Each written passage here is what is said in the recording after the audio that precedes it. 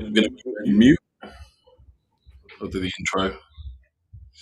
Right, guys, welcome to the podcast. Welcome back to another Tribecast episode, and we're going to be doing a weekly roundup. And obviously, my name's Lewis. I'm the owner of Tribe Coaching and Tribe Fitness Center, and this is my dearest friend and bestest buddy in the whole world, Jake. I'd love it if someone else called Jake just walked in the door. Hey guys! No, I'm joking. No, hi guys, how are we doing tonight? How are you, Lewis? How are you doing? You all good?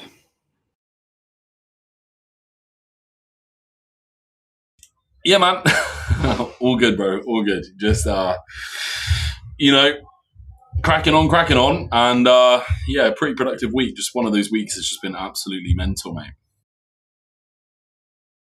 It's felt like that. It's been hot as well. I know it's colder today, but oh my gosh. Dude, what days was it? Tuesday, Wednesday? Oh, was absolutely like sweating my tits off. It was horrible. It was so hot. And you come into this room and we've got all these computers on and it's just like constant heat. And then you turn the air conditioner on. It's like, oh, nice. 5 minutes of bliss. Turn it off again. You feel like you're in a fucking oven. It was, yeah. And I feel quite aggy. I said to you before we started the podcast, I was like, dude, I'm feeling a bit aggy. I don't know why. And you were just like, vent it. So I'm venting it. I don't know why, but I feel aggy. It could just be the heat. It could just be the fact that we've not seen the light of day for the past week. I don't know, bro. Yeah, sunshine. Go fuck yourself. You sound so negative about the fact the weather's a little bit nicer. Dude, have you seen the color? Have you seen my skin? Have you seen the paleness in my skin? When I went for my tan for my show, I had to go as ultra pale because I'm that white. I step outside, I burn. Lady called, Sonia down in the gym. She came in, she had this lovely tan. I was like, Sonia, you've been fake tanning. She's like, no, just taking the dogs out. I was like, Sonia, if I was you, I'd look like a fucking squashy right now. Type of guy that gets burned or sunburned from fake tan. Yes, that's me. Bro, I step outside for more than 10 minutes and it's hotter than 12 degrees. I'm a crisp. Love it. Right, so guys, what we're going to do, we're going to have a little weekly roundup. So, Jake, how has your week been? What has been one thing in your week that the viewers here today can take something from? We obviously want to give back to the viewers. And guys, by the way, if you want to get involved in the chat is live too. Even in Charlotte. If you want to get involved, if you've got any questions for us or any situations that you're maybe dealing with or you would like some advice on, we're happy to help out. Yeah, as best we can. We'll give you some straightforward advice to be able to navigate through some hard times. So, Jake, what have you struggled with this week and what can you give back? Struggle-wise, I'm not too sure about struggle-wise. Maybe the heat. That's my struggle. That's been my struggle this week, has been the heat. In terms of like what I've... Oh, go on. What are you going to say? Resolution, guys. Wear Factor 50 fake tan. Fake tan suntan lotion. And you'll be fine. Okay, if you have the same skin color as Jake, where you're basically making Casper look like he has a tan, Factor 50. Thank you for that. In terms of what I can give to the viewers, so Lewis preached to me this idea about doing this trial for coaching, right? So you just message a boatload of people, and it kind of goes back to what we were saying. I think we were talking about it last week in the podcast, where if you want to get good at something, it's just volume, like volume. And I think I've sent about like 50 messages out today, and at least 10 have got back, and it kind of just proves really that, you want something, just do loads of volume. No different to a transformation in the gym, no different to a business, no different to, I don't know, anything at all that you put your mind to. Like, the more you do it, the more volume you do, then, it's going to happen. Just volume. That's what I've learned this week. What have you learned this week, my dear friend? Yeah, to touch on that as well, volume can mean multiple different things. So when it comes to doing things more often, that doesn't necessarily mean like because Jake's just said that you should go to the gym more often and spend all day in there and you're going to get a better outcome.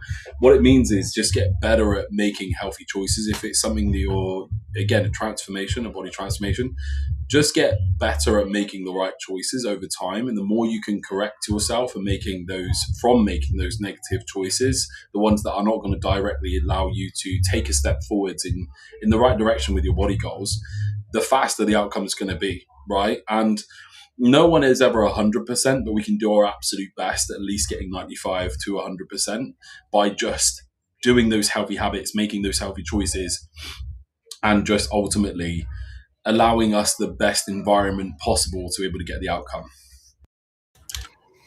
Yeah, amen, amen. What have you struggled with this week? What have you learned? I've learned I need a break, bro. Fucking tell me about it, dude. Dude, do you know what? I absolutely adore my job. Yeah, I absolutely adore it. I would not change it for the world. I love working with people. I love getting them in shape and stuff. But fuck me, this week has been so intense where I've been doing so much for everybody else. I'm getting home, dude, and I'm looking at a wall and I'm like, this is bliss. Like, I'm so fatigued from socializing that I just literally sit there with my dog who is trying to play ball with me, and I'm half-heartedly throwing this ball around, and he's having the best time in the world, and I'm like, silence. So, but in terms of lessons, I would say this week, probably learn to actually switching off is just as important as switching on, I think, and actually disassociating from stress. And I know if you're one of my coaching clients, I talk to you guys about this a lot when you're having stress. Having this like on-off switch, almost I visualize in my head, I have this on-off switch where it's like when I get home, I flick that switch off and I'm like, cool, everything at work I'm going to deal with when I start work tomorrow. And right now, my time and the level of effort that I put into my work, I'm going to put into my relationship, my dog, my family life. And since doing that, I've definitely noticed that I've come to work a lot more switched on in terms of like, yes, stress is high, but I'm actually actively doing a lot to be able to make sure that stress is lower by doing more because I'm more rested because of that. I think for a lot of people that carry stress, they just carry it home with them and they dwell on it and they go back to work the next day, or they deal with this sort of stress all through the night into the morning, and there's never any outcome off the back end of it. So yeah, just having that little visualization moment of like having a switch, which you just kind of switch on. It's like all my problems are now switched off for the evening. I can't do anything from here. It is too late to do anything. Everybody's asleep anyway. I'm going to spend that time on my relationship. It's been really useful. What I've noticed as well is that I don't think a lot of people have really like structured their days to make time for that. Like, I'm sure it took you a while to be like, right, this is my actual structure. Because right now, like, you're in a really good structure, would you say? I'd say you would anyway. Like, miles better than when you were before.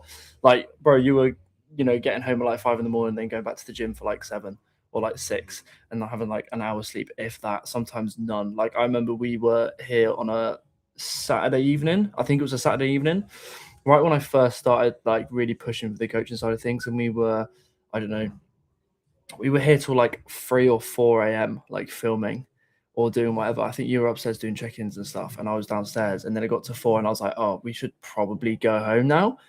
And then I messaged you the next day, and you're like, yeah, I'm back in the gym at 6. And I'm like, this guy, like, I was like, the fuck. So I think, yeah, going back to what I was saying, a lot of people need to actually like just write a list as to how your day goes. So like, cool, wake up at, I don't know, let's say 6.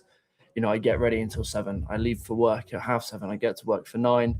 I finish at 5. And then like that's a huge chunk of time you've got between like 5 and when you go to bed to actually make time for that. So a lot of people don't really assess their days and have time for that. They just think, oh, I've got no time, and that's it. And it's like, well, no, because if you actually listed out your day and how it went, you realize that you've got a shit ton of time left that you can spend on yourself, or like you mentioned, a relationship, or throwing your ball for your dog and having fun, like literally anything. Like, people just don't really make a list for themselves. They don't help themselves out. They just go to that excuse of like, oh, I've got no time, and then like leave it at that. It's like, you have got time.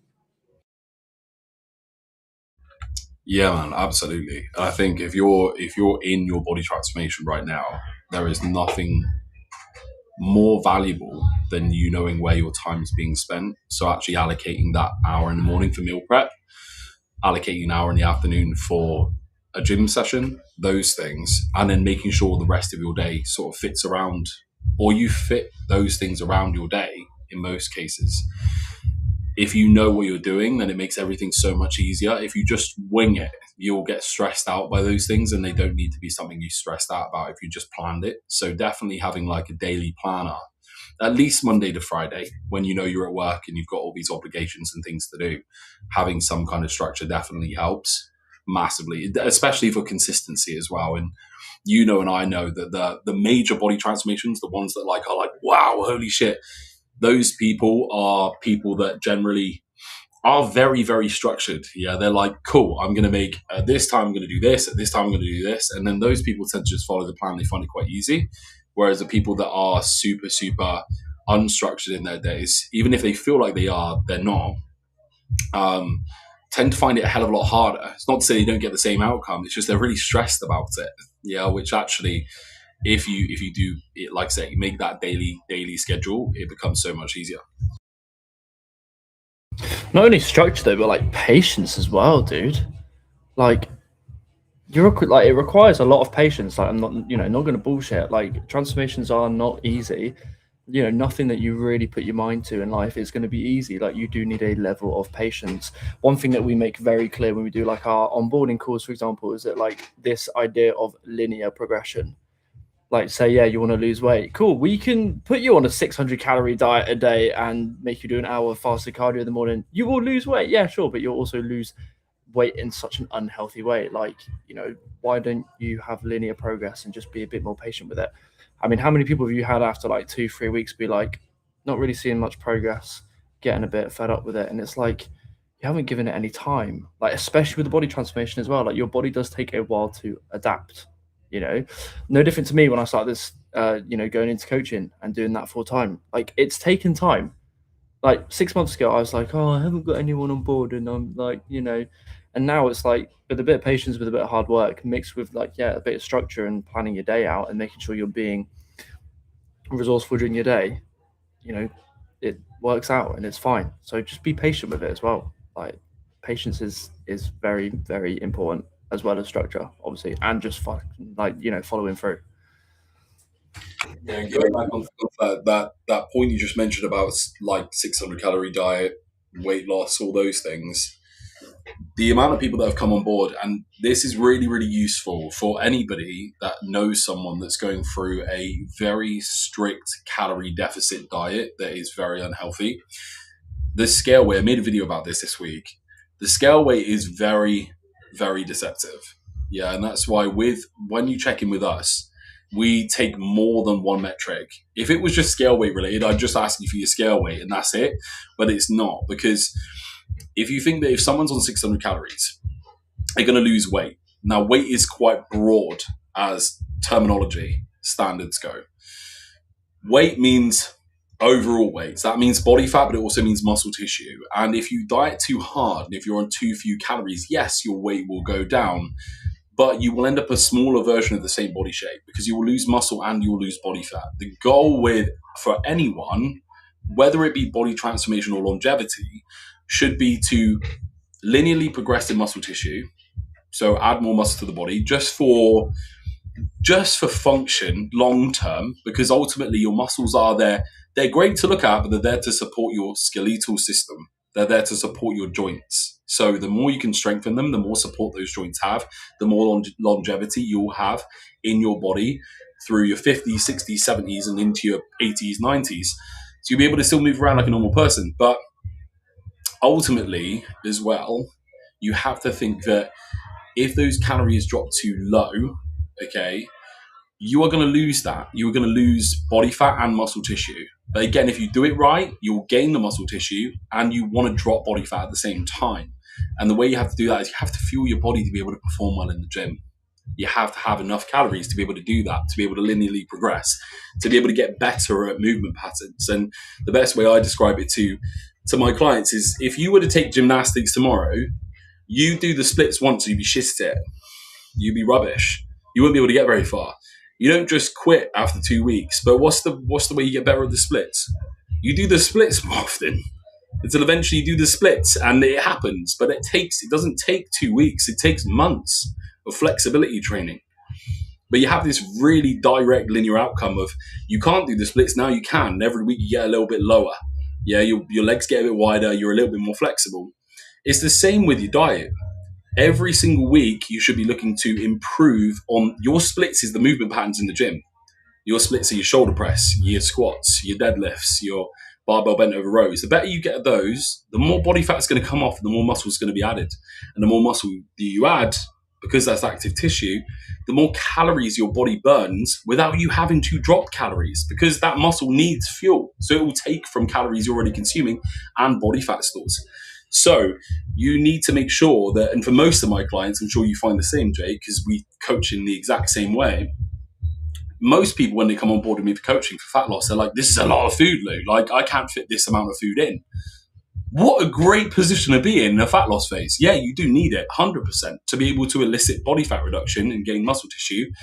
But oh my God, how good is it that you can eat so much you're almost full all the time and lose body fat? Whereas you've got this group over here that are literally eating lettuce leaves, literally licking windows and chewing on cardboard because they can't stick to their diet, and they're getting lighter, but their body isn't going in the direction they want. So when it comes to fat loss and when it comes to scale weight, it's very subjective. Yeah, and that's why we take your measurements. That's why we take your waist, your hips, your arms, your thigh measurements. And that's why we look at your progress in the gym very heavily and your visuals. Yeah, your visuals, for me, the visuals are the biggest indicator as to whether or not we are actually making progress. Amen. It's that like myth, isn't it, that you can't kind of relating to what you're saying. There's that myth that like you can't get stronger when you're losing weight. And like you said, like weight is split into so many different categories.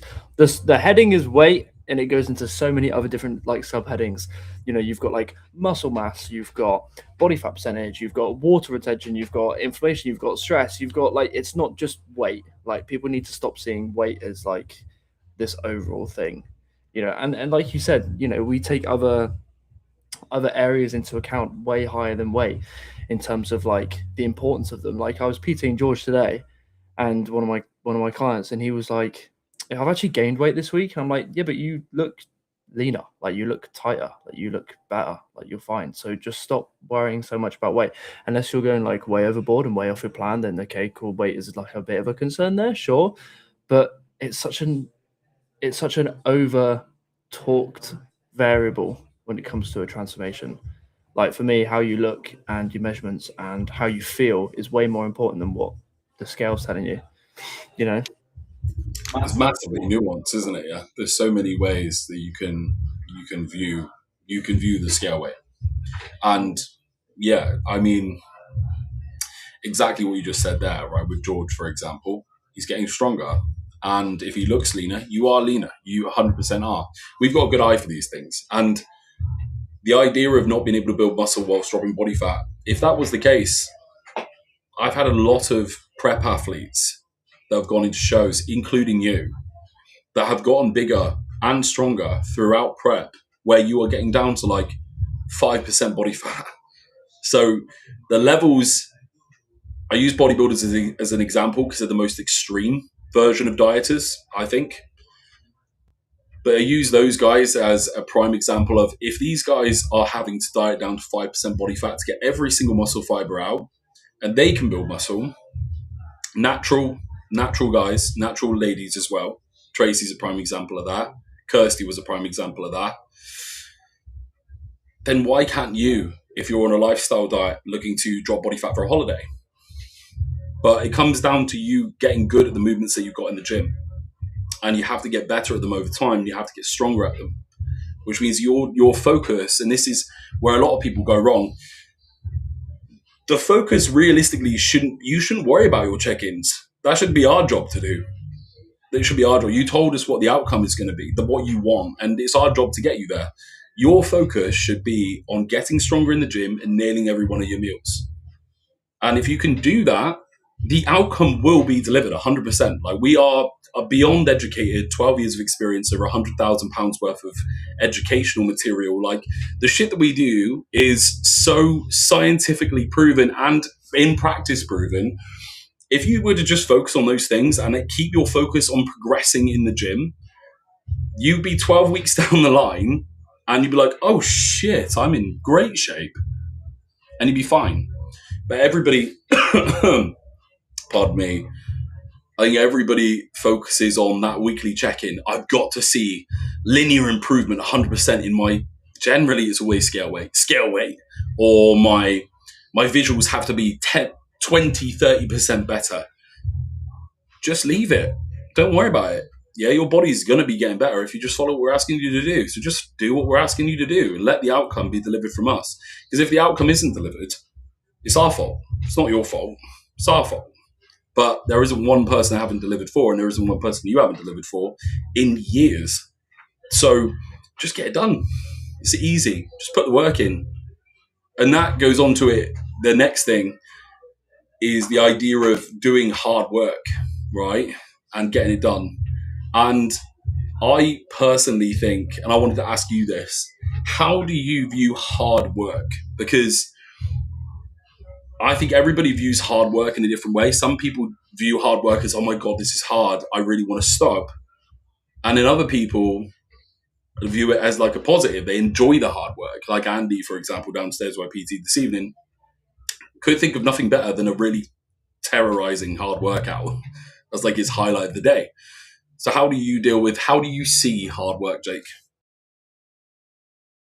I think beforehand, like years ago, maybe when I was the back end of secondary school going into college, seeing hard work was kind of like this.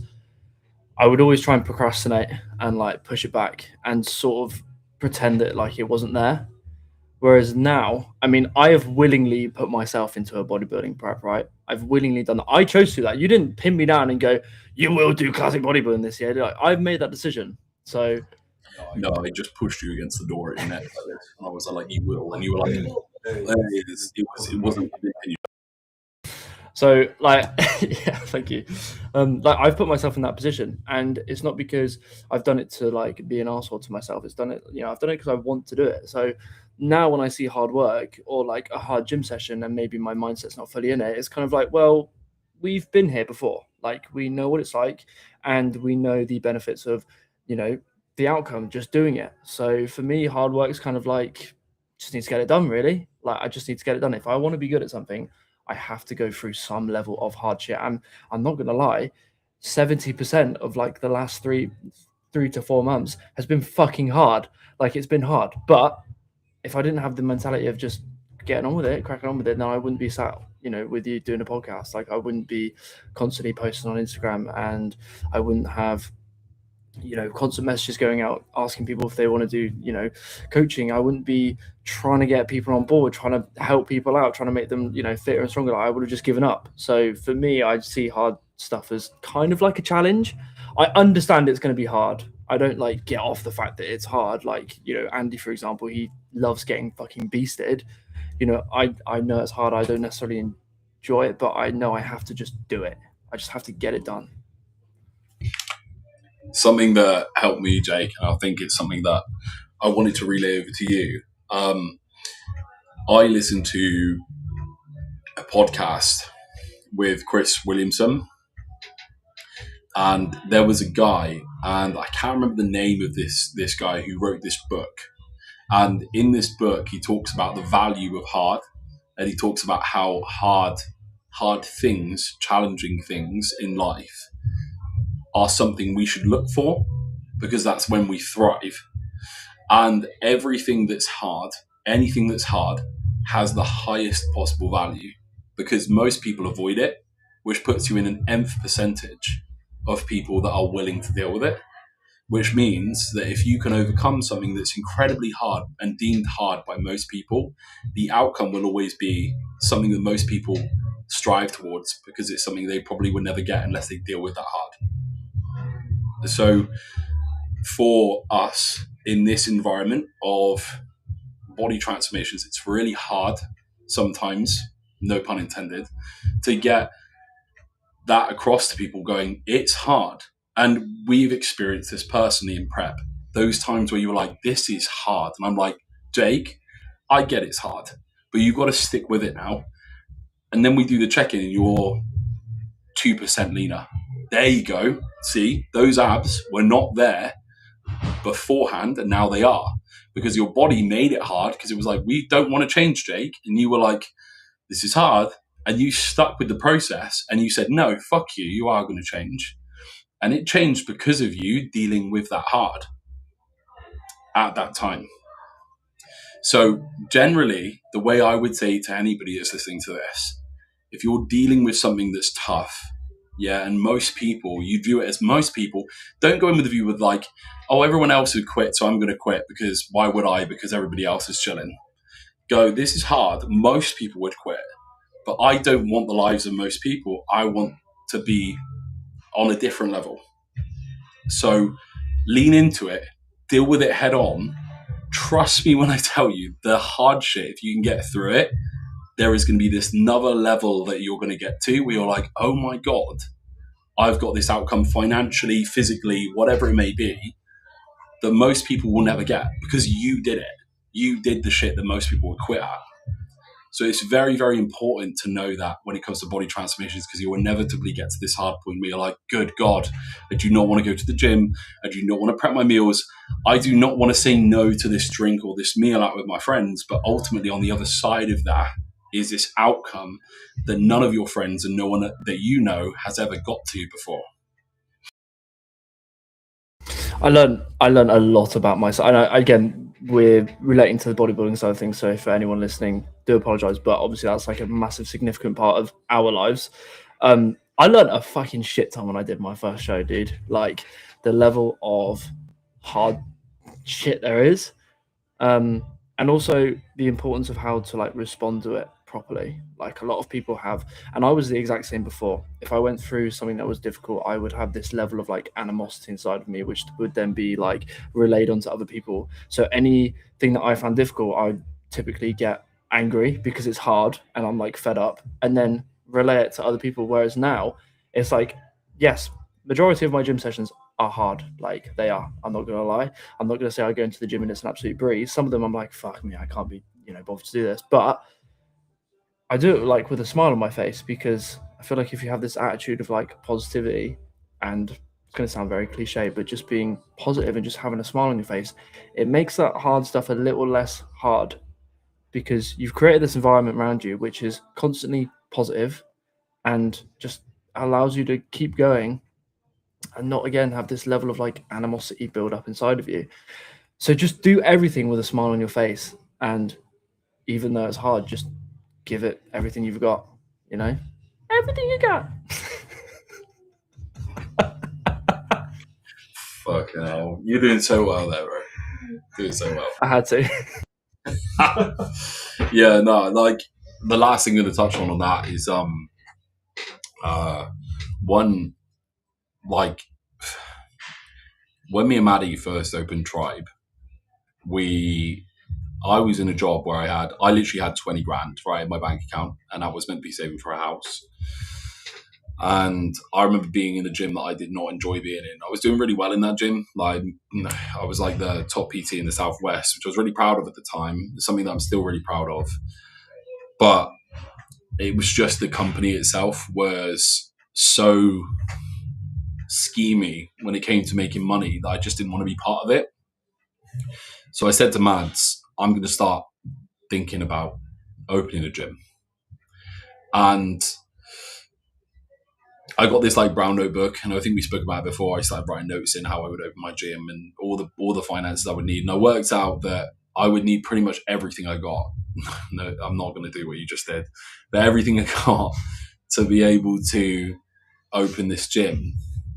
And I found this unit, like it was really weird. I was walking around Trowbridge because I was like, I just want a coffee and I just want to be in my own headspace. I want to figure out how I'm going to do this.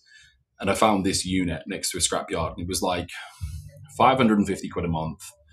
And it was so run down. And I said to Mads, I was like, this has got a rent for rent sign. I reckon we could do it here. She was like, it's tiny. I was like, I know, but if we do group PTs, we get the equipment that we need to be able to deliver enough, just enough to be able to get people in shape and be able to deliver the service that we need. It's not about the place. It's not about the level of the equipment. It's about the environment that we create, me and her. which is we're going to get people in shape. We're going to deliver the next level experience when it comes to getting a PT session done. And Mads was like, well, if you want to do it, let's do it. And I signed the lease and I spent all my money. Actually, over that, I spent $2,000 more. So I spent £22,000. I was in my overdraft. I was like, shit. And obviously you have to set it up as well. So that meant that I had 2.5 months of painting these walls, chopping things down, chopping things off the walls. I had my dad come in and help me carpet the place and like paint everything and stuff because I couldn't get it all done on my own. He was like, I'll come down and help you out. It was nice of him to do that. Same with my mum as well. And we all sort of chipped in, and Maddie too, to be able to get this place up and running. And we got it up and running. And I said to Mads, I was like, Mads, this has literally taken everything I've got. Like, there is nothing left in the tank. This is every single bit of money that I put aside to save for a house. It's all disappeared. So this needs to work, and I need to make it work. And I lived for like 2 months, dude, on Serene dose at that time, because I was like, my focus is no longer me. My focus is just getting people in shape. And the more I can get testimonials from people saying, I've never been in this kind of shape before, I've never got this service, I've never had this level of service before, the more people are going to join. And then I can focus on me when we're at a level where I have enough income to be able to do that. But right now, that's not going to be the case. And I would literally, in this freezing cold unit with Maddie, we'd be sat on our laptops. Hands were literally frozen like fucking ice cubes. We're just like on our MacBooks doing promo work, trying to like message people to get them in for a PT and stuff. And it was really hard. Really, really hard work. Like, we're talking so uncomfortable. I was having naps in between PT sessions in my car for 10 minutes. And I'd start my day from 4 a.m. and I would finish at 12. And I'd go home. It was a 30-minute drive home, and I'd sleep for 2 hours. And then I'd get back up and I'd shower and I'd get ready and go back to work the next day in this tiny little unit that had no heating. We had one little radiator, which I'd just gather around.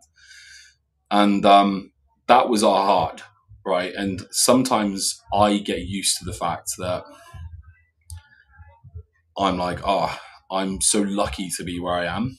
But I am lucky, I'm fortunate, but I sacrificed a huge part of me to be able to open Tribe. And I remember 2 months in, we had $5,000 in the bank account. I was like, holy shit, like, oh my God, we're in the positive here. We've earned like $3,000 a month. And then it went up to 3 to 4 to 5 to 6 to 7, and then it continued going up from there.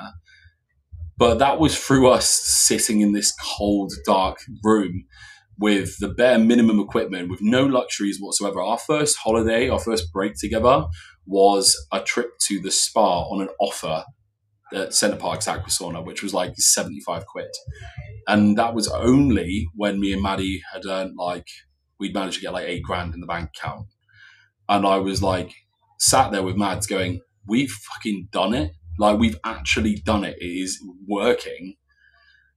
But again, that was only because we were willing to tolerate all of the shit that went alongside it. Sleeping in an MG ZR, and like had some clients come by just to kind of visit, drop off a coffee, and I'd be like asleep in my chair like this, like because I just had no sleep and I was just working all day with Mads, just getting shit done.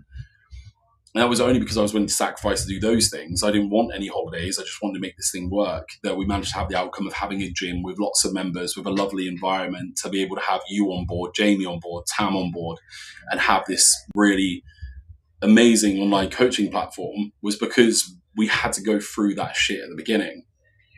And I feel like people don't ever speak about the hard bit. People only ever take notice when you've accomplished something. So it's a bit like in a prep, right? No one ever really pays attention while you're doing it, but they only see you at the end of it and they're like, wow, well done, mate.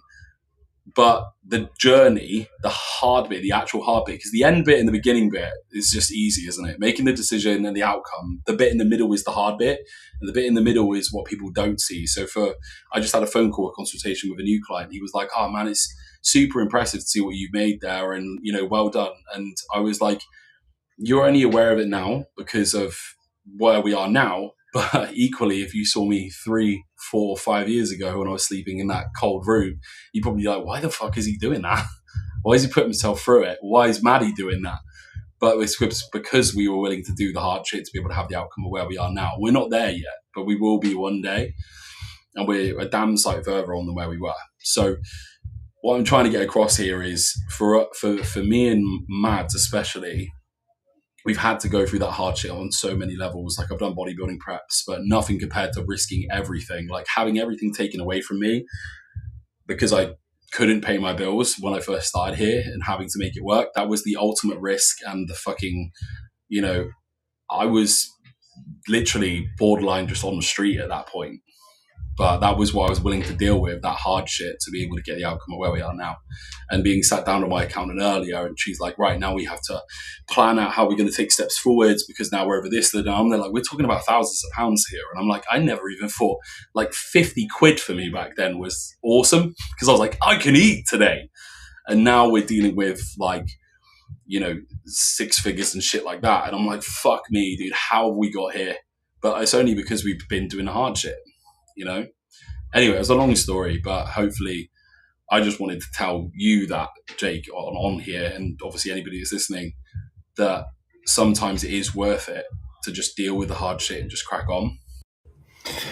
It's a long story, yeah, but it is probably one of the most eye-opening and admirable stories that I'm not just trying to like big your ego up here, but like one of the most admirable stories that I will come across in my life, because it's got me to where I am as well. Seeing you guys build a space with such a like amazing environment with so many lovely people, and I see the hard work that you put in. Like I see it all the time. Like you'll come in here and you'll be like, bro, I'm so fucking tired today, and I'm like, yeah, no shit, man, you've had no sleep.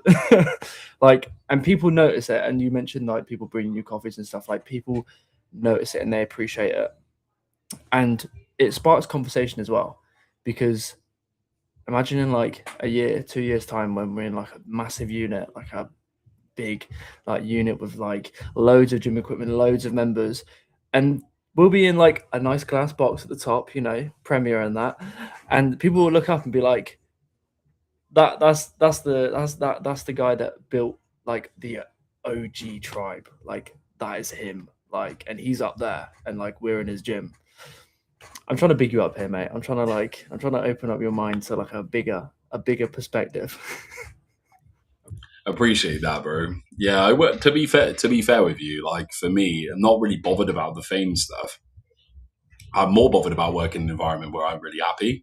So like for me, like a huge pushing factor for why I'm a good coach is because I want to see other people. You see me at shows, yeah? You fucking see me at shows. Dude, I've competed and you see me compete and I'm like, cool, we're going to go on stage in a minute. That's sweet. Awesome. Can't wait. Buzzing. Yeah. And then like, I'll come off and I'm like, yeah, I love that. It was brilliant, right? But equally, you've heard me at your show and it's a different experience. Yeah. I'm there like, Jake, let's go. Like I'm so pumped up and so amped up for people achieving their goals that when I was at your show, bro, I was like this because my adrenaline was so high. I was sat with your mum. Yeah, and I think I scared her, being honest. I think she is a little bit nervous around me because I was there like, yeah, how's your day? Yeah, lovely. And then you came on stage, I was like, Jake! Ab post, Jake, ab post. Fucking didn't do a fucking ab post. I was so on you. But for me, right, the thing that would bring me the most happiness is seeing you guys do really, really well in an environment that I've helped facilitate. Because I'm like, again, for you, you've been here. I've got business coaching clients now, right? And I said to you, I'm like, I just want to help someone create a career path where they're genuinely happy to turn up at work every day. Like all I want to do. So for you, it's like, I want you to be the best possible coach, if not the best coach in the world. I'd be happy to be second to you if you were up there and you were absolutely hooning it. Like people were like, oh my God, Jake is getting these transformations, this, that, and the other. I'd be like, brilliant, cool. I've managed to like at least just facilitate this incredible thing happening. And I'm happy to do whatever to be able to facilitate that. And I can go to bed at night knowing that that's okay. I'm not really bothered about the fame side of things. I think the only benefit that gives is more exposure to us as a brand, right? So it obviously makes people aware of us. It allows people to find us. It allows people to ultimately avoid the shittier coaches and find good coaches that really do care about their process. It wasn't necessarily sort of like the fame side. It's more this like ideology that you've created where like literally anything is possible.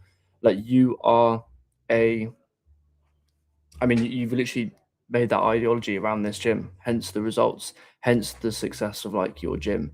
So to have people look up and like the guy that you were doing a consultation call, he's obviously followed you for some time and seen the work that you've done, and he's like, oh shit, like it's installed that ideology in him that it's like, yeah, I'm capable of doing this, and these people aren't genetically, yeah, okay, cool, some of them are genetically gifted, Obi being one of them, but like not all of the Oh, hang on. God damn it, OB, you genetically freaky monster with all but like not all of these people are genetically gifted, but you've made them into someone that they would never have expected. And again, you've installed this ideology into them. And I kind of wanted to move on to like the idea of like being delusional, because we've sat down, we've had multiple meetings, many meetings, many face-to-face conversations where you're like, cool, if you do this, this, and this, then this is the outcome. And I've sort of come away from it being like, that sounds so far-fetched. And then the goal sounds really delusional, right? But if you still aim towards a delusional goal, you're still going to achieve something, right? And I wanted to just get onto like the subject of being delusional, because I think it's so easy to like disbelieve something, right? So if I were to tell you that like, Lewis, you have the capability of making £1 million in the year, right?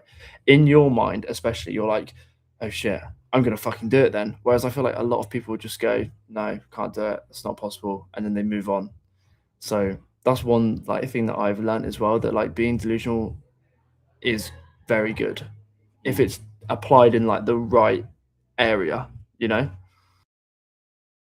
Yeah, I completely get that. That guy that you spoke about a minute ago, who I had a consultation call with this evening, who's followed me for a while and decided to jump on board. He knew me when I was a kid, and I was like 55 kilograms, 6'1". Like, go to the doctors. They were like, "Are you sure you don't have an eating disorder sort of style body type?" And he remembers that. And I remember at the time I watched not X-Men. Do you remember Blade? Yeah, so I watched Blade with Ryan Reynolds, and this was before Ryan Reynolds was big. And there's this one scene we spoke about before where he's like chained up and he's shredded. Yeah, and he is buff. And I remember watching that with my dad, and my dad and me did not have a great relationship when we were growing up. However, we've now recuperated that relationship and we're good. But I remember saying to my dad, I'm going to get a physique like that. And he looked at this skinny boy, was like, okay. And I remember he was there like, Lewis, there's no point in you trying. I was like, for me, you telling me that is not putting me off. It's giving me more motivation. So I'm just going to do it. And then Jordan was around at that time. And then because I envisioned so heavily that I wanted to be that, I ended up doing all the habits that were required to be able to have that outcome. I signed up to a gym. I asked my dad, "Can you come along and just sign me up to a gym?" I was like 17, 16. I was like, "I need you to sign me up to a gym because they have like an under 18s policy where I need a signature from my guardian or legal guardian for me to be able to use this gym." He's like, "Yes, fine, whatever." And every day I pester him being like, "Dad, take me to the gym." He's like, "Lewis," I was 15 because I had a moped at 16, so I couldn't drive at this point, so I must have been 15. It's like, "Dad, you need to take me to the gym." He's like, "Lewis, you were there yesterday. You don't need to go that far." I was like, "I need to go today, mate. Like, I need to go today." And I started off on like the 3 kilo dumbbells. And then I would ask all the bodybuilders, "What do you eat? Like, what should I do? How do I get this outcome?" And I was just probing. I was not bothered about asking questions. But I had this vision in my head so heavily of where I wanted to be. And obviously, George jumped on the phone call with me this evening. He was like, "Mate, how are you 240 pounds? Like, you were like 140 pounds at like 18 years old when I saw you out in Trowbridge this last time, or 17 years old. How were you?" And I was like, "Mate, I just learned as much as I possibly could, and I believed in the process that hard. I just stayed coming to the gym because I expected this outcome, and I knew this outcome was possible for me in my own head, even when people told me it wasn't. And I just worked towards it like a fucking animal, dude. Like, you could not have put me off. The more you insult me, I've still got like pictures that I screenshot because I was like, when I do my transformation, I'm just going to post these and be like, haha. I've still got messages from people being like, "You'll always be skinny. You're going to be a skinny kid forever." And I'm like, you know what? Those photos will never see the light of day, but that was the most motivation I ever had to be able to prove those people wrong. And talking about delusion, and for you guys as well, because I want to keep this really, really incorporative with our audience that is here and potentially watches this downstream. You have to believe in the outcome of your body transformation before you even start. And just doesn't sound it doesn't sound cringy. It's not unrealistic. People have done way more with way less. There are people that turn up to our bodybuilding shows in fucking wheelchairs, buff and shredded and in shape. Some of them are even in better shape than some of the people that do have functionality in their lower body. So if they can do it and they have only got access to 50% of their body, why can't you? If they've been in a car crash and lost their legs and they're okay and they still cracked on, why can't you? If you've got all of these things available to you, use them and believe in it wholeheartedly, and there will be the outcome. And Jake, we've had meetings, haven't we, multiple times where I'm like, you're going to sign up 5 people for coaching because we need your business to get off the ground when you first joined. You're like, oh, I don't even see getting my first one. What's happened that week? You've signed up people. Because I'm like, I don't care if you don't believe it. I'm going to make you believe it. I'm going to sit here and tell you, why haven't you got your first one yet? Go, move, hurry up. You're a great coach. You know everything I know. We sit down together. There is nothing that someone would get from me that they wouldn't get from you. So you have actually got the leverage of having more time. You have time on your side. I'm busy with all these other things. You are effectively the same service as me, with more time available, which means you can spend more time with your clients. So you have that leverage, that value that I cannot provide to someone. So use it. And then all of a sudden, I've got 3 people on board. Yeah, cool, perfect, awesome. This is just a start though. Keep fucking moving forwards. And that's where you guys need to just believe in what you're fucking doing and be unrealistic, be fucking crazy. And it's that theory of surround yourself with 4 people. What is it? If you surround yourself with 4 negative people, you'll be the 5th. If you surround yourself with 4 positive people, you'll be the 5th. And I think you are the product of your environment. And sometimes I always said to you, we were walking back from getting a coffee, didn't we? And I said, oh man, I wish I was around like people that were like fucking earning £100 million a year. And I wish that I would tell them what I earn. And they'll go, what the fuck are you doing? Hurry up. Like, you haven't made your first million yet. Dude, that is baby steps. Get the fuck on with it. And I'll be like, oh, shit. And then, because I'm not there, at least I'm going to push really hard because they're making me. And I'll be like, man, I'm not at my first million, but I'm earning 750 grand or something, right? That's still 750 grand as a business per year, and it will only improve from there. So get involved with people that are levels above you and stay around them, because you will naturally just gravitate to that. If you are with people that are levels below you and where you want to be, if they're always really fucking negative about your body transformation, you will find it a lot fucking harder to get there, because none of these people are there already. And that's why we offer like an in-gym service, like a group PT service as coached consistently, because we're like, all of our coaches have been there, been where you are, and they've got out the other side. So if you can be around them as much as possible, you will naturally gravitate towards that. Even if it is gradual over time, you will naturally just be in better shape. And I don't think there's been one person that hasn't positively been impacted by this gym, period. Like, every time we've done our 6-week review with just the, members alone, not coaching clients, they've dropped like 8 centimeters on their waist or some shit. And it's like, there you go. Just surround yourself with people that are going to promote you being in a better position, right? And I think, I suppose, like you said, Jake, there's definitely that part of being delusional that's very valuable. 100%. Like I said, if we weren't delusional about goals, if I wasn't delusional about going into coaching, then where the fuck would I be now? Stuck in the old job that I used to do, tired, like miserable, tired, not actually progressing, getting anywhere, not doing something I enjoy, and always having this thing in the back of my mind being like, oh, what if we did just do it? Like my mum asked me not too long ago, she was like, Jake, how long are you going to give this coaching gig a go before you sort of like, find a job? Like, how long are you giving yourself? To keep her happy, all right, because I love my mum very much. She's a very lovely woman. To keep her happy, I said, Mum, I'm going to just give it a year. I'll give it a year, see how it goes. And then obviously if it's, if we're not doing well, then I'll just, I'll call it off. In my mind, I'm like, fuck that. I'm giving it a year. If it doesn't work in a year, then we're trying again. And if it doesn't work after that, then we're trying again. And eventually there will be this way that it does work, and I'll be like, cool, stick to it. But I would hate to not be like a man of my word, especially like if I, and that's another thing that I've learned from being in this environment, being like around you, for example, is that like if I say I'm going to do something, I like will fucking do it. So like I said, like, you know, working towards classic bodybuilding, it's fucking difficult, but I've said I'm going to do it now, so I'm going to do it. All right. And it's going to pain you me saying this, but the half marathon that I've booked for next year, just go on, get it off your chest. I can see that fucking grin already, dude. You know my views on that. I don't need No, you don't. But like I've said, I'm going to do it. So... Stop it! I'm talking now. But you know, I said I'm going to do it, so I'm going to do it. So just be a person of your word. And I would hate to be someone that goes through life with this constant thought in my mind of, oh, you've gone. Oh, you're back. I'd hate to be this person that goes through life thinking, what if, and didn't just go with it. Because, yeah. Yeah, man. Dude, you're doing really, really well. I'm like super proud of you, man. Like, genuinely, I think that, like, I was saying this to Maddie the other day, like, I'm genuinely in.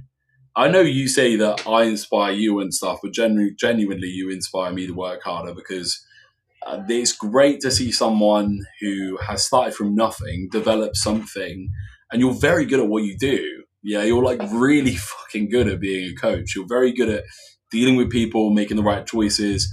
I said this to Maddie. I was like, this guy's gonna do really, really well. It's just that first initial patch of it being hard. It's gonna be hard. And I said to Mads, I hope he sticks with it because if you can get past that point, Jake, for you, you are just gonna like fly. Like if you can just get over that first initial speed bump, and there's this like imagine there's this huge hill like this, right? And you're slogging up this hill. Right up here is where it levels out and actually goes like this, and you get a bit of a break. Yeah, but you're here right now, and you're climbing and climbing and climbing, and eventually you'll hit here, and everything just runs nice and smooth. You can just coast it. But it's that first bit of generating a reputation, working with your first few clients to be able to get the outcome that I know you can deliver on. Because again, there's nothing that you don't. I do all the same, like you guys, if you're viewing in, you probably see my Instagram transformations and stuff. Jake does all the same stuff. He's just brand new to it, right? So again, time wise, just giving it enough time, Jake, you'll be a weapon. And you're really good on camera as well, dude, which really irritates me because that took me a long time to fucking learn. But you're far too good for someone that's just started. So just please, for me, stay persistent with it because the outcome for you is going to be like this career path that's just going to open up and you're going to do very, very well. And I have no doubt one day you're going to be like up here and you'll be looking back at this being like, man, I can't believe I was having to work for my first clients. I've got a wait list of like 100 people that are waiting to work with me, not for you. Fucking hell. I don't know what you'd be running as a business to have 100 people waiting to work for you, but work with you. And it will just be a completely different vibe. So I'm very, very impressed, man. Thank you, man. I really appreciate that. And I look back on where I was, 6 months ago, and I'm like, dude, if I could go back and just give that Jake a slap around the face and be like, fucking do it, man. Like, just get on with it. Just push hard. Then, like, I would. So, and with being on camera, you can thank my old drama teacher for that and my old drama club. You're very welcome. Whoever you are, you have created an animal in him that has been released to the general public. Speaking of like the being on camera side, I think you have to have this element of like, fuck it, like, why should I care about what other people think? Yeah, man. I think everybody should have that, right? Everybody should have that fuck it, but who cares? I think the faster you can get to that fuck it, who cares position, the quicker things move in life, and actually you end up in a position where like you're very, very confident. The fuck it mentality is a great mentality to have. Yeah, if I worried about every single post I made, or like the sound of my voice, or like what my hair looked like, then my feed would be empty. I'd have nothing on it because I'd be like, oh, I can't post that 'cause that's really embarrassing, or like, oh, I look like shit here. But like, yeah, have that sort of like, fuck it, balls to the wall, just do it because like, people ain't going to care about what I look like. They're just going to care about the information I give, and if it's good information, then that's all they care about. So just have that like, fuck it mentality, really. That doesn't mean be outlandish and with like really bad views. It just means that like don't care, especially when you mention like being on camera. Like we'll do a video and watch it back and be like, wow, I look like shit. And like I'll say to you, you'll say to me like, who fucking cares? Like why do you care? Like it's good. It's a good video. It's good content. So just get it out. So Yeah. I think installing that mindset early on is very, very beneficial. That will help you just push through any just unnecessary bullshit. Like it will, loads of it. Yeah, man, 100%. And moving on from that, one thing that I did want to close this section on about things being hard work, yeah, is you remember I told you that story about that British soldier? I've got literally the transcript up here, and I Please read it. because it is wild scenes, and I feel like people need to hear it because everybody has a view of what hard is, okay, until you fucking hear from the most savage soldier in the World War One, World War Two period. Yeah, because this I read this to Jake, and Jake, what was your reaction? You were just like, what? I think I was just stood there like, yeah. Yeah. So, guys, there is a guy called, oh God, what was his name? It was it Andrew DuPont? Hang on. So I'm gonna Google it because you guys need to know this. Adrian Carton, that's it. Adrian Carton de Wart, right? So basically, there's this guy called Adrian Carton de Wart, and he was around in the early 1900s, right? And at 19, he decided he wanted to go to see war, basically. And he was a boy at this point, so he sneaks away from his dad without telling his father, and then literally just goes and offers himself to the Boers or the British, right? And the British take him, so he was like, I just want to be in war, right? Which is weird anyway, as a statement to make. But his father doesn't know, so he's away at war and then he gets shot in the leg and the groin. Okay? This was his first time at war. He gets shot in the leg and the groin. Gets shipped back home, and his dad says, like, you were supposed to be at university and you've now been shot. And okay, fine, you want to go into war, so well, I'll bless this. So his dad was like, I'll bless the whole process. It's fine. If you want to go into war and you want to serve your country, you go ahead. And he's got this new military campaign to go on, so his dad blesses that. And he basically says, after being shot in the leg and the groin, he goes, I want to be redeployed. So he gets redeployed and he goes to South Africa. And he was at the head of the Camel Corps, which was literally a group of people who rode camels into battle on camelback. Yeah, which is wild to think of. And then he gets shot in the ear, and then he gets, and then in the eye, and then a bullet ricochets and then hits him in the same eye again. So he's leading these guys into battle, and then basically just gets sent home because obviously he is now like literally just not in a good way. So he wants to get to the front lines of the First World War now, even though he's back. Okay, because we can't like obviously send you out, like we can't send this guy with one eye out there because it's going to look like we've got really weak soldiers. So they gave him a glass eye, right? And he was given the glass eye by his commander at the time. And as he's leaving the hospital, he fucking takes it out and just throws it away and just puts an eye patch on. Then his first battle, when he joins World War One, a piece of shrapnel explodes his hand, and all that's left is two fingers hanging on by the skin of the palm of his hand, and his watch actually embeds itself into his wrist. And again, he goes to the field hospital, and the doctor declines to amputate the fingers. So they say, like, no, we can't do that. So he just rips them off, okay, in front of the doctor. He just rips them off because he's just in so much pain. So the arm has to be amputated. So they amputate his arm. So he says to the guys again, I want to be redeployed. And they're like, what? You are a one-eyed amputee and you want to be redeployed, right? So the Battle of Somme is his next battle, and he goes into there, and there are reports of soldiers seeing cartons of war running into battle, pulling the pins out of grenades with his teeth and throwing them at the enemy and reloading a revolver in one hand. Yeah, there was this eye-patched, one-armed guy in the middle of this war just going ham. And during that, he gets shot through the back of the head. And bear in mind, through the head, and he just doesn't die, okay? He got promoted 24 hours before, then he threatened to punch his superior, so he got demoted again. And after that, he takes over 3 squadrons who don't have a commanding officer, and none of them have any communication. So he, this one-eyed guy, decides to run back and forth between 3 different companies, communicating his own orders, just literally running around. And rather than using a messenger, he just does it himself, right?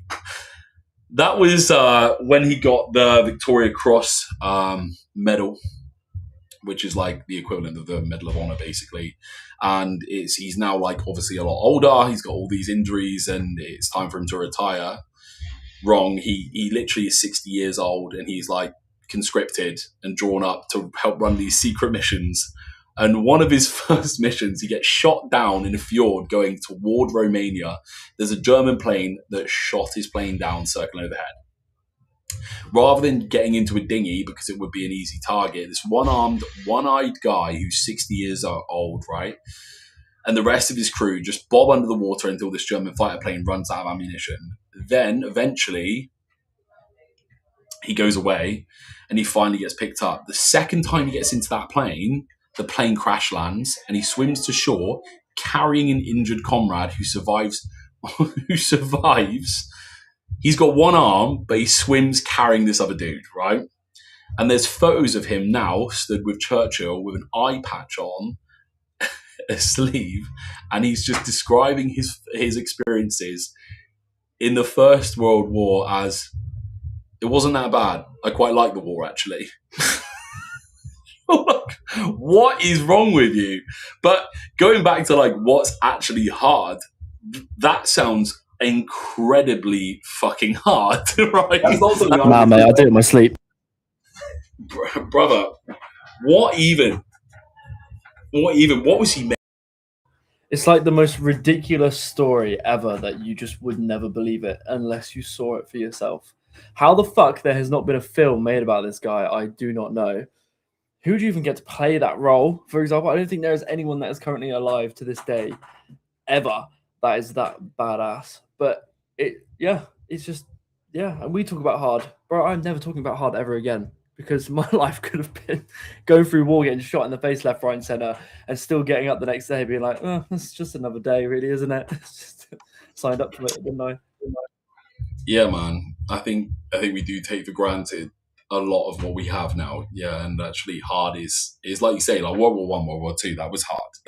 It was hard. Going to war's hard.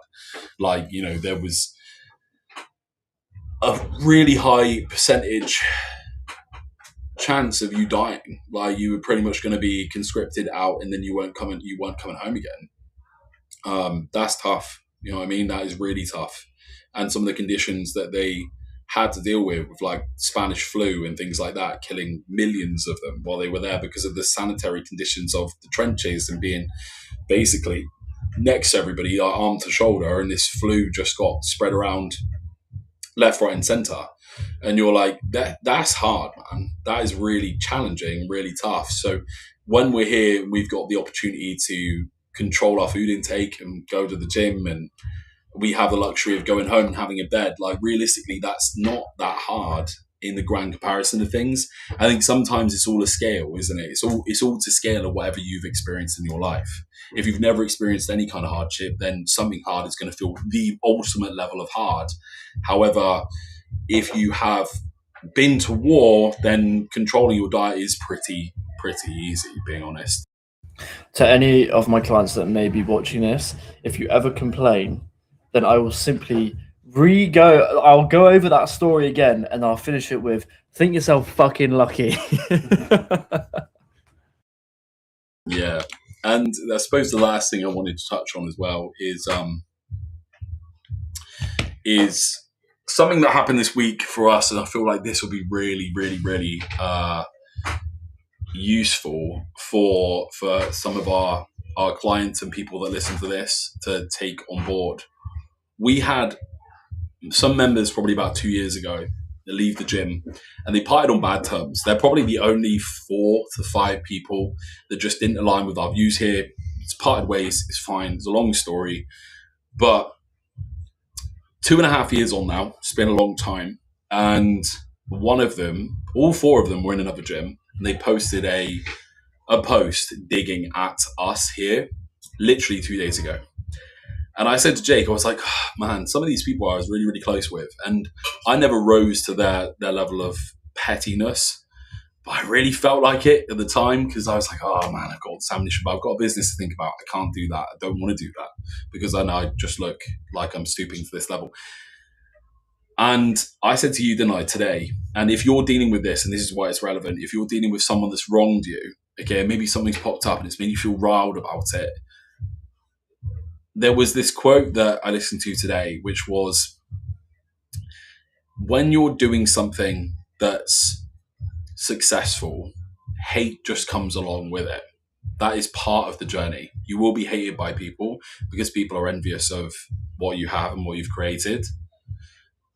And the biggest thing is not to bend the knee to the hate and drop to that level, because you've been there before and the outcome of that is not what you want because you've been there.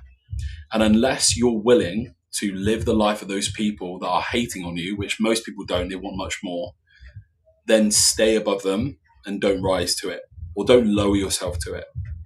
So to be able to stand in that situation and go, you know what, all of these people have nothing in their lives that I would strive towards. There's nothing that I would want. They don't inspire me. There's nothing that gets me. I would love to be able to be a guy like that or whatever. I'm not bothered by it, and it shouldn't bother me, because we as a business, all of us, are levels above that. So don't bend the knee. And I think if you've had someone that's wronged you, don't bend the knee. If you've split with someone and they're trying to niggle at you from the back, don't turn around and give them your time of day and walk back that direction. Keep moving forwards. Let that voice just slowly filter out into nothing. Because if you carry on pushing forwards, they'll eventually disappear. Because they'll still be making all their comments. They'll still be making all those little jabs. But you've got so many people around you now that's just drowning out the noise. You can't even hear it. And it took me a long time to get to understand that, because equally there is this boy in me. It's like, no, well, I want to have confrontation, but at the same time, why? What outcome would that give me? Unless they're directly in front of my face, I don't care. So, what do you think on that, Jake? I think I said it to you. You were like, "Oh, how do I respond to this?" And I simply just went, "Okay," like that, one word response, put a thumb up, because like you're cruising, man. Like you are cruising in a way better position, passionate about something, and it's going well. And you've the more energy. I say the more energy because you never put more energy into that than you do your business, but the energy that you put towards that is energy taken away from the things that you're actually passionate about and driven about. So just like turn around, like you said with the whole like don't turn around and like go back to it. Turn around, go okay, and then keep going, keep sailing. Because whilst they're down here, you just keep going up and up and up, baby. Yeah, man. Yeah. And I think if they were still here, we wouldn't have any of the stuff that we do now, bro. Like, again, like, you know, all of the incredible members that are here would have been put off by those people being here, and they wouldn't have joined. And we've met some incredible fucking people through this gym.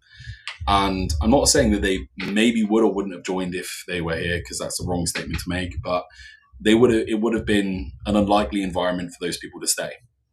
And yeah, I'm really, really fucking thankful that situation happened, because ultimately we're so many steps along now that wouldn't have been facilitated if the situation where we were before it all went tits up had stayed the same. So in a way, I'm quite thankful for it. Sometimes that level of confrontation allows you to be able to grow off the back of, again, dealing with hard stuff at that point, parting relationships that I'd known for years, was really, really challenging. But ultimately, if that didn't happen, I wouldn't be here, and Maddie wouldn't be here, you wouldn't be here. We probably would have just been in the exact same spot. So I'm very happy about it, actually. Should be, man. It's a very strong, meaningful, and like powerful message to end on. I saw a Instagram video, and the video itself, it was quite like political and stuff. And there was a guy that was preaching one thing, guy preaching the other. And I went to the comments, like you do. You look at some reels and you're like, oh, what does the comments section have to say? Went to the comments and there was this one guy who had a load of backlash for this one comment, and he just simply put, "A winner will always find a way to win." And I just thought, yeah, they will. You mentioned the guys that turn up in wheelchairs, like during bodybuilding shows. Like they've been through a lot of hard shit, and they still win. You know. Yeah, man. It's even like that guy, you probably see the video, who basically I don't know the true story behind it, but there was a guy who had a medical disability. I think I don't know whether he had like cerebral palsy or something, but he wanted to do an Ironman, and his brother was like, "You want to do an Ironman?" He was like, "I want to do an Ironman." He was like, how can you do it?" And his brother ended up pushing him and pulling him along for that whole Ironman, and then he did it. Sure, like again, his brother helped him out, but he's done an Ironman. He's done the whole track. He was there the whole time, and he did it, right? And it's like so cool to see that some things, if you went to some people, they'd be like, "That's never possible." Just by dealing with that negativity in a positive way, by going, "That's only going to motivate me more to keep going." Like we did with these guys when they were leaving. We're like, "Okay, cool. If you think we're going to fail, then we're just going to prove you wrong. That's fine." Not bothered by that. Me and Maddie had that conversation after it all called off. I was like, "Cool. If you think that everything is going to go tits up, I'm going to show you what can be done when the environment's right." And now we're here. And that guy completed the Ironman. So, guys, if you are, like I said, dealing with any kind of hardship and any niggles or things that are winding you up, like Jake said, keep looking forwards, turn around, cool, and keep going. Prove them wrong. Yeah, it's a bit like the prep analogy we used earlier. No one really speaks about the people when they're going through it, but the outcome, everybody notices. Almost when those people are piping up again, you've created an outcome, and this is actually just something that I've realized talking about it. You've probably created an outcome where they're noticing what you're doing, and it's become loud enough, and you're probably successful enough for them to feel agitated by it and have to make a comment. So actually, in a way, looking back at it, Jake, we should probably feel quite proud. We're like, cool, we've landed on the radar again, which means we're clearly making waves, which is great. I'm cool with that. I just love it. That whole moment happened, and it was like, oh, because I came upstairs and I was like, bro, I've got something that's going to tickle your pickle. I can remember the exact words I said. I said those exact words, and I showed you, and you just went, That obviously happened. We saw that, and then like 2 days later, it was like in our WhatsApp chat, it's like, please welcome so and so to the group, so and so to the group, so and so to the group, and it's like in the space of like a day and a half, you've added like 6 more people to the gym group. And it's kind of like, it just shows the level of just yeah, I don't know. It's not worth it. Like the energy's not worth it. And we're sat here now talking about it, not getting agitated, like, oh, that's really annoying. But like sat here now talking about it with a smile on our face, knowing which direction we're going in, and pretty happy the fact that they're just in the background. They're sort of like they're obviously doing the opposite of cheering us on, but at the same time they're cheering us on, if that makes sense. Because it's like, oh, I don't hate them. I hate them so much. But at the same time, for us, that's like, okay, cool. That means that we're doing really well, and they're just trying to like jab at us. So yeah, they're like, yeah. It's like the whole analogy of that guy being like, "You'll never be big." When I was younger, I'm like, I'll just use that in the exact same way. So I'll just use you to pipe me on to be able to take steps that I would otherwise not take. You're just spurring me on to just keep moving forwards, bro. Just keep going. Why not? Actually, post more. Post more. Hell yeah, do it. I want to be everywhere all the time at once just to piss you off. No, obviously that's not the reason why we do it. But it's part of the reason why we do it, though. It's partly. Yeah, no, it's cool, man. But anyway, that's why I thought I'd just relay that information with you. That was something that was, even though it was pretty easy to deal with, it's definitely still challenging. It was still challenging for me anyway until I heard that, really thought about it, and was like, you know what, from now on, this thing isn't actually going to bother me anymore. And if you guys, again, that's why I wanted to relay it across. If you guys are dealing with something similar, just understand that. Yeah, I understand everything I just said. I'm not going to repeat it because I don't want to repeat myself, but leave them. Don't worry about it. You got bigger and better things to achieve. The more time you dwell on it, the less time you're spending achieving those things. And you're just prolonging the time where you're not achieving that thing by focusing on what's behind you. So get moving forwards. Don't let them stop you. They're just going to be people that should, if anything, motivate you moving forwards. I think that is a perfect summary and also a perfect place to leave this this episode of the podcast. I think that's a perfect message for the people to take away. So yeah, very well summed up, man. Very well. Yeah, man. So, guys, I hope you enjoyed this podcast. Hope you loved it, and hopefully we gave you some value here. If you have any questions or anything like that, obviously me and Jake are available via WhatsApp or Instagram. So you're more than welcome to message us. We're happy to help out in any way we can. For me and Jake, both of us, I think I can speak for both of us here. We like helping people, regardless if you're paying us or not. Obviously, if you pay us, it's for a much more in-depth reason, and that requires a lot of time and a lot of effort from us. But even if you have like a question, or maybe you want some advice on something, just drop us a message, man. Like, we're happy to help out and we can point you in the right direction. And again, you know, Tribe, I wanted to round this up with Tribe is the best community in the Southwest. It always will be. And if anything, we are just steps away from being the best community in the world. So we will be that one day. And it's just a matter of time. Trust me, Jake, Maddie, Jamie, Tam, we're working relentlessly. There is no one that's going to outwork us. We're going to deliver you guys, if you're on board with us, the best fucking service you've ever imagined. We're going to be the most consistent coaches ever with our outcomes, with all of our clients. And we're just going to get bigger and bigger and bigger. And as we get bigger, we'll move into a bigger gym.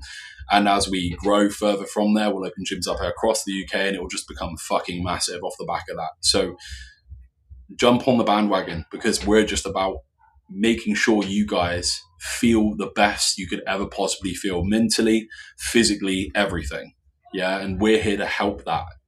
And the reason why we're going to be so big is because we're going to help so many fucking people, period. So if you want to jump on board and you're not already on board, then drop us a message. If you just want to be part of it by just tuning in on the podcast, that's cool. If you want any advice, message us. But other than that, hope you enjoyed the podcast, and peace out. Jake, you want to? Have a lovely rest of your week, guys. We will see you Monday morning.